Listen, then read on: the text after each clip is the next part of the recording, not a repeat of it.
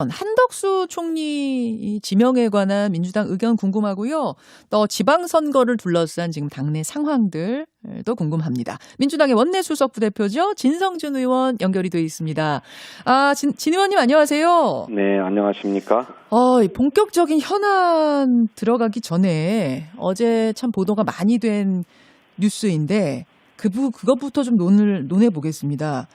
민주당의 몇몇 의원들이 지난 6일 장애인 이동권 현실을 체험하기 위해서 휠체어를 타고 지하철로 출근하는 챌린지 하셨죠? 네, 그렇습니다. 예. 진 의원님도 함께 하셨는데 그 휠체어 바퀴가 경사에 탁 걸리면서 휠체어가 뒤로 넘어지는 그 장면이 어제 많이 이슈가 됐습니다. 잠깐 좀 볼까요? 제가 유튜브와 레인보우로. 일단 진 의원님 안 다치셨어요? 예. 뒷목이 상당히 뻐근한데 큰 문제는 없는 것 같습니다. 그러니까 저게 지금 계단이 아니고 네. 휠체어나 유모차나 이런 것들이 지나갈 수 있도록 만들어 놓은 경사인 거죠? 예. 아주 완만한 경사로였는데 네네. 그 시작 부분에 약간 턱이 져 있었던 것 같아요. 거기에 이제 바퀴가 걸렸는데 이게 무게 중심이 뒤쪽에 좀 있는 것 같더라고요. 휠체어를 타는 사람이 아니고 네. 처음 타는 것이었기 때문에 그렇죠. 제가 이제 미숙한 탓도 있었겠지만 무게중심이 뒤로 확 쏠리면서 어떻게 해볼 겨를도 없이 뒤로 이렇게 넘어지더라고요. 너무 뒤로 꽈당 넘어지셔가지고 일단은 괜찮으신가 많이 걱정이 됐어요. 네, 꽉 넘어졌습니다. 괜찮으시다니 다행이고 진짜로 쭉 이렇게 휠체어로 출근해 보시니까 많이 불편하시던가요? 예, 제가 익숙하지 못한 탓도 있는 것이겠지만, 그 휠체어라고 하는 게 아주 자그마한 턱에도 걸려서 뒤로 넘어지기가 일쑤이고, 예. 또 완만한 경사도 사실은 자력으로 오르기는 좀 쉽지 않더라고요. 그래서 저희들이 많이 개선해 왔다고는 하지만, 네. 장애인들이 일상에서 겪는 고통이나 이런 안전의 문제가 상당하구나라고 하는 거를 깨닫는 그런 계기가 됐습니다. 네. 야권에서는 이거 이제 쇼하는 거 아니냐, 마지막 쇼다, 마무리 쇼다, 전 의원은 그런 말씀도 하시던데 들으시고는 네. 어떠셨어요? 장애인이 겪고 있는 그런 교통의 문제, 또 생활상의 어려움 이런 걸 한번 체험하고 공감하자고 하는 뜻에서 한 것인데, 그걸 그렇게까지 폄하할 일인가? 공감 능력이 없음을 스스로 자인하는 게 아닌가 하는 생각이 듭니다. 알겠습니다. 예.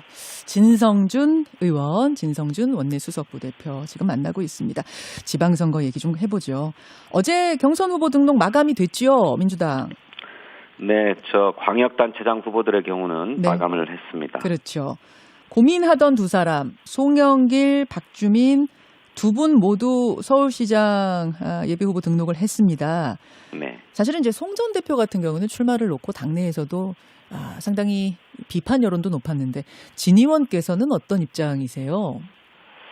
예, 우선 서울시장 출마를 준비하는 분들 가운데 정말 유력한 후보가 잘 안 보이는 그런 상황이었는데 당을 위해서 헌신하겠다라고 하는 송영길 전 대표의 입장은 그 자체로 평가받을 만하다고 생각합니다.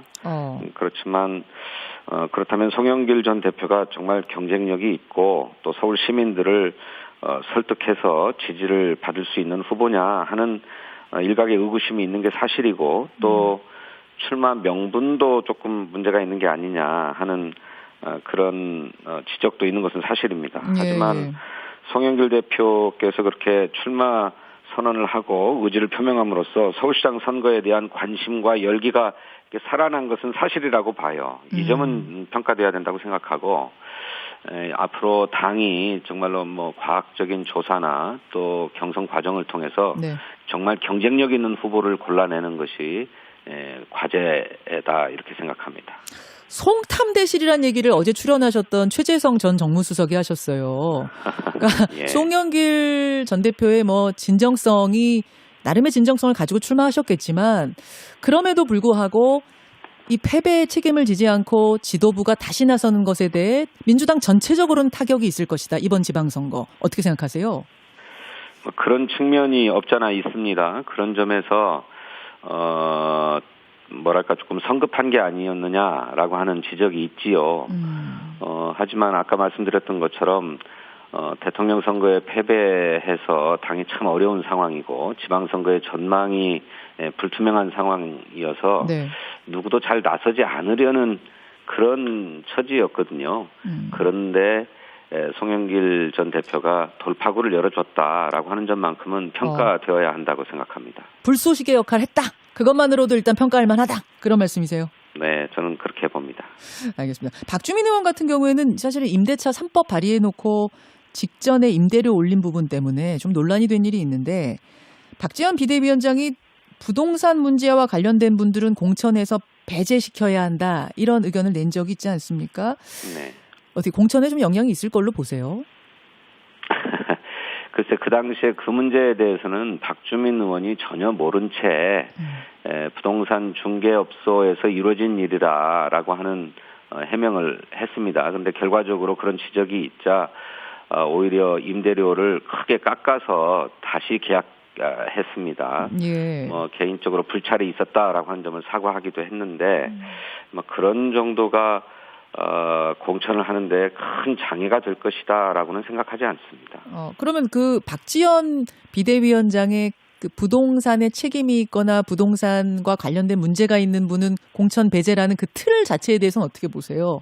네, 그 점은 인정돼야 된다고 생각합니다. 부동산 정책 실패에 대해서 당이 무한 책임을 져야 한다라고 하는 취지에 대해서야 누가 반대하겠습니까? 원칙적으로 공감하는데 다만 네. 그런 부동산 정책 실패라든지 네.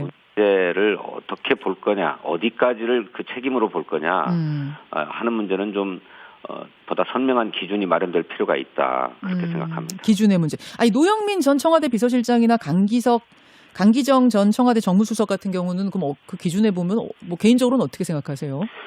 글쎄요, 그거는 논의가 필요하다고 생각합니다. 노영민 실장의 경우는 네.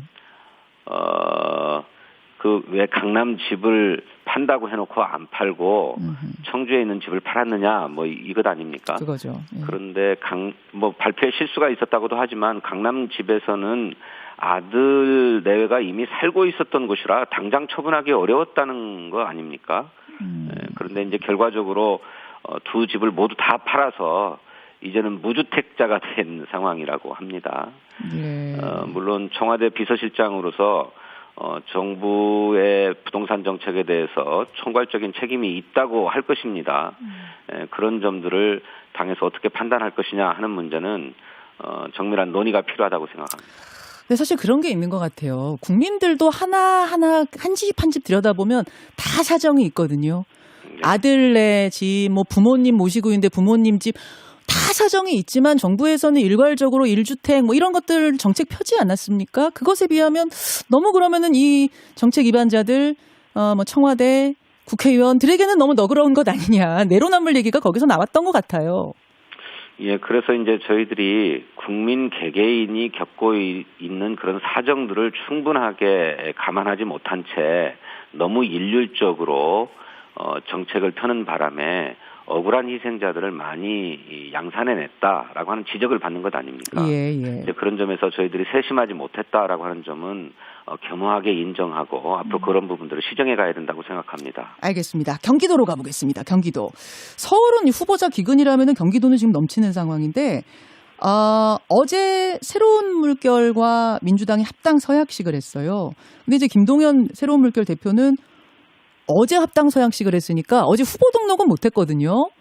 이거 어떻게 되시는 건가요? 새로운 물결과는 이미 합당을 합의하고 선언했고 이제 최종적인 법적 절차만 남겨두고 있는 상황입니다.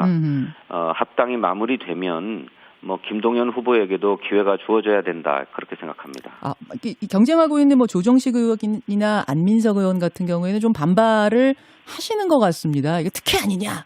예외사항 두는 건 누구를 위한 것이냐? 띄워주기냐? 어떻게 생각하세요? 그런 비판을 경쟁 후보로서는 할 수 있겠지요. 그렇지만 정치적으로 또 사실상 민주당 경선 후보라고 봐도 과언이 아니라고 생각합니다.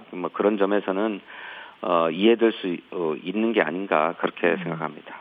요거는 그러니까 추가 예외 사항을 좀 만드는 건가요? 지금 조항은 없잖아요. 그럼 합당 과정에서 그런 조항을 좀 넣는 건가요? 필요하다면 넣어야 될 거라고 생각하고요. 예. 또 그에 앞서서 그런 문제들에 대한 후보들 간의 이해와 양해도 선행될 필요가 있다고 생각합니다. 알겠습니다. 진성준 의원님, 그나저나 예. 이준석 대표가요. 이재명 상임고문의 국회의원 재보궐선거 출마설을 구체적으로 제기를 했습니다. 네. 김병욱 의원이 분당 을이시죠? 예, 분당 갑이신가요? 예. 이제 분당 그 지역에서 성남시장으로 만약 선거를 나가면 그 지역에 이재명 전 후보가 출마하시는 거 아니냐? 이런 이야기를 하던데 이게 가능성이 있는 얘기입니까? 이준석 대표는 머리가 너무 좋으신지 아니면 이재명 후보의 마음을 다 읽고 계시는 관심법을 갖고 계신지 모르겠는데 개인적으로는 이재명 후보가 이번 재보궐선거에 출마한다거나 하기에는 너무 이른 시기다, 시기상조다 그렇게 생각합니다. 진성준 의원의 개인적인 생각이세요? 아니면 좀 당 전체적으로 그런 생각을 하고 있는 상황입니까? 저와 같은 생각이 좀 상식적이지 않느냐들 이렇게 생각한다고 저는 봅니다. 그 문제와 관련해서 이야기를 깊게 나눠본 바는 없습니다만. 예. 그럼 지방선거에 적극적으로 뭔가 역할은 하시는데 그게 출마는 아니다 이렇게 보면 되나요? 예, 국민적 지지가 확인된 그런 분이시기 때문에 당의 최고 자산이고 또 국민의 지지를 다시 끌어올릴 수 있는 그런 역량을 가진 분이죠. 그러니 지방선거라고 하는 큰 선거를 치르는 데 있어서는 어떤 방식으로든 기여하실 거고 또 당에서도 역할을 주문할 것이라고 생각합니다. 하지만 대통령 선거에 나가신 지 얼마나 되었다고 그래서 지금은 조홍천 의원 표현이었습니까? 갑옷끈을 풀고 있는 상황인데 이제 갑옷 벗었는데 갑옷 입고 또 출전해라라고 하는 것은 가혹한 일이기도 하지만 또 좀 순리나 상식에도 맞지 않는 일이다. 저는 그렇게 생각합니다. 당대표 도전은 어떻게 보세요? 이제 당대표 도전은 조금 다른 차원이긴 하고 또 8월이기도 한데 그 가능성은 어떻게 보세요? 그것도 역시 얘기들이 많이 있긴 한데 저는 당은 그럴 필요를 제기할 수 있다고 생각해요. 그러니까 대통령 선거에 패배해서 당이 다시 일어서야 되는데 일어서기 전에 또 지방선거라고 하는 큰 선거를 어려운 상황에서 맞지 않습니까? 이제 선거 결과에 따라서 당의 상황도 바뀌는 것이겠지만 당을 좀 강력하게 통합시키고 또 힘있게 이끌어줄 지도자를 당이 찾고 있는 것은 사실이죠. 그런 점에서 이재명 후보께서 이제 다시 돌아와 달라, 복귀해 달라 이런 요청은 당 차원에서는 할 수 있는 거라고 생각해요. 그런데 그것을 이재명 후보가 수용할 건가, 받아들일 것인가 하는 문제는 또 다른 문제라고 생각합니다. 안 받아들이실 걸로 보세요. 진 의원님 보시기엔. 그거 어떻게 예상하겠습니까? 이 정치인은 자기의 희망만을 가지고 또 정치를 하기는 어렵습니다. 대중과 함께 호흡하고 지지자와 함께 정치를 해가는 것이기 때문에 당의 필요가 절박하고 모든 당원들이 그것을 요구한다면 정치인으로서는 그걸 한사코 외면하기는 어렵지요. 어렵죠. 진 의원님 보시기에는 좀 8월도 조금 이르다 이렇게 보시는 것 같아요. 개인적 의견은? 예전의 경험들을 보면 그걸 다 일반화할 수는 없지만 이렇게 큰 선거에서 패배했거나 또는 작은 국회의원 선거에서 패배하더라도 한 1, 2년간은 자기 충전을 하고 또 성찰을 하는 시간을 갖습니다. 그게 일반적이었던 거거든요. 그런데 몇 개월 만에 선거에 나와달라 또 무슨 당을 맡아서 이끌어달라 그리고 또 그걸 또 이렇게 자임하고 하는 것은 좀 기존의 어떤 정치적 문법으로 볼 때는 좀 순리에 맞지 않는 거죠. 그런데 그건 얼마든지 상황에 따라서는 변경될 여지는 얼마든지 있는 것이다. 알겠습니다. 알겠습니다. 이준석 대표가 그러면은 그 보궐선거에 이번에 나오실 거다. 그럴 경우엔 국민의힘에서도 투수 한 명 준비하고 있다. 이런 얘기는 왜 했다고 생각하세요? 글쎄요. 뭐 왜 그런 얘기를 하고 있는지 모르겠는데 그렇게 좋은 투수가 있으면 꼭 이재명 후보가 아니어도 내보내서 국가를 위해서 정치를 할 수 있도록 해야 되지 않을까요? 뭐 이재명 후보가 나오면 A급 정치인이 나오고 네. 그렇지 않으면 뭐 B급, C급이 나옵니까? 뭐 그런 생각이 있는지 잘 모르겠습니다. 알겠습니다. 민주당 신성준 원내수석 부대표. 그나저나 한덕수 국무총리 후보자에 대해서 이제 곧 청문회도 하고 국회에서 표결에도 붙여야 될 텐데 지금 보도를 통해서 과거 여러 가지 의혹들이 좀 제기가 되고 있는 것 같습니다. 어떻게 보고 계세요? 예, 뭐 이제 그 내정되었고 또 국회에 이제 인사청문 요청서가 막 접수된 상황이기 때문에 검증에 가야죠. 그런데 일감은 우리 나라가 뭐 국내외적으로 큰 전환기에 처해 있는데 이 전환기에 처한 대한민국을 잘 이끌어갈 분이냐, 과거 시대에 유능했을지는 몰라도 지금 시기에도 유능한 분이냐 하는 점에 대해서는 꼼꼼히 따져봐야 된다고 생각합니다. 일단 능력 부분에 있어서도 좀 의심이 된다는 말씀이세요? 예, 저는 모르겠습니다. 이제 인사청문회 과정에서 그런 정책적 소신이나 또 국가적 비전도 확인해야 될 사항이라고 생각합니다만 과거의 경력이나 이력만으로 지금 시기에 국가를 이끌어가는데 적합하다라고는 볼 수 없다고 보거든요. 또 무엇보다도 윤석열 당선인이나 인수위원회가 이렇게 차기 내각을 책임질 분들을 지명하는 과정에서 인사검증의 기준이나 어떤 발탁의 원칙, 또 이유 이런 걸 충분하게 설명하지 않고 있습니다. 먼저 검증의 기준이나 발탁의 원칙 이런 것을 먼저 발표할 필요가 있다고 생각하는데 그런 점에서 설명이 충분하지 않다고 봅니다. 설명이 충분치 않다. 지금 제기되는 의혹 중에 새로 나온 것이 89년에서 99년 사이에 자신의 집을 미국 기업 2곳에 월세로 임대했다. 6억 정도 월세를 줬다는 건데 이 부분 혹시 어떻게 생각하세요?